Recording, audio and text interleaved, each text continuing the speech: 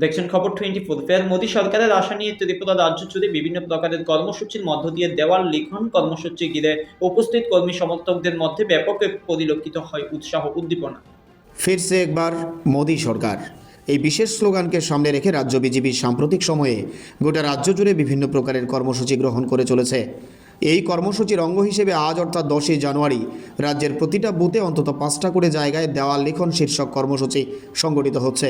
বনমালীপুর মণ্ডল অফিসের সামনে আয়োজিত এই দেওয়াল লিখন কর্মসূচি ঘিরে উপস্থিত কর্মী সমর্থকদের মধ্যে ব্যাপক উৎসাহ পরিলক্ষিত হয়।